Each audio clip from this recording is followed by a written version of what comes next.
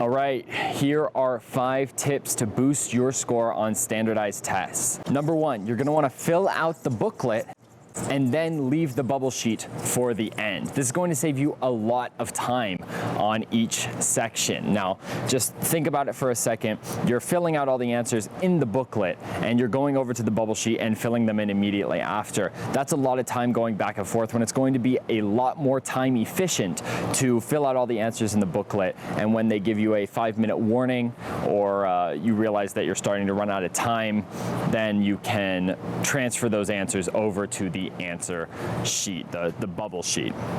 Another thing to note on the bubble sheet is that you don't need to have perfect bubbles. This is going to be like a tip 1.5. The bubbles don't need to be perfect, they just need to be legible. It's all an automated process, and making them perfect is going to be a waste of time.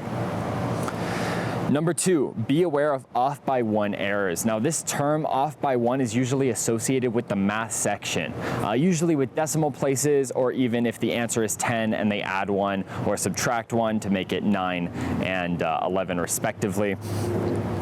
But you can also apply this to the reading and writing sections, and this is going to be off by 1 word. This will tie into another tip that we get into later in this video about the reading section, but if something in the text contradicts one aspect of what you perceive to be the correct answer choice, then it's going to be wrong, because every answer on the SAT has to be objectively right. We'll throw that in as a little bonus tip. And this actually ties into number 3. You want to make arguments against answers. Don't justify them. So what you're going to want to do is you're going to look in the text for either something that directly supports every part of the answer choice, or you're going to find a piece of the text that directly contradicts the answer choice. So I would recommend going and looking for what would make it wrong. Why is this answer choice wrong, as opposed to why it's right. Number 4, this is for the reading and writing section. The answer is plainly spelled out in the text, and you can usually put your finger on it. So, there have been numerous lawsuits throughout College Board's history because of a lack of objectivity on the SAT. Now, what they've had to do is create an objective style for the test, and this is why we're able to exploit that. So the answer choice has to be plainly restated or demonstrated from the text.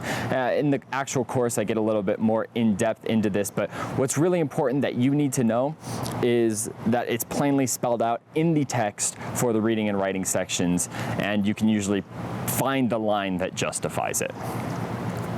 And number 5, this is specifically for the math sections. And this is that all graphs and figures are to scale unless noted otherwise. So if they give you any kind of figure, you can assume that this figure is accurate. It's something that can help you cut down time on some math questions. You don't have to draw it out yourself. You can just trust the measurements that they give you if it says it's to scale. So those are the top 5 tips, but here's one more that's just kind of important. You're never going to want to leave anything blank. You know, on normal tests, you're going to get marked down for having the wrong answer. On the SAT, they don't mark you down for having the right answer, or the wrong answer rather. You just don't get credit for it. So if you run out of time, you can do a form of guessing. In the course, we talk a little bit more about guessing if it comes to that, but if you're going through a course or practice materials, you're likely going to be more prepared than needing to guess when it comes to test day. So there are a few of my most important tips. Of course, there's going to be a lot more of this in Score Sensei, my actual SAT course, which you can see information about down below. But I hope these tips helped you. Even if you don't get into the course, then this will help you when it comes to test day. And I'd still recommend doing practice tests before the actual SAT. So hope this video was informational, and I hope to see you in the course.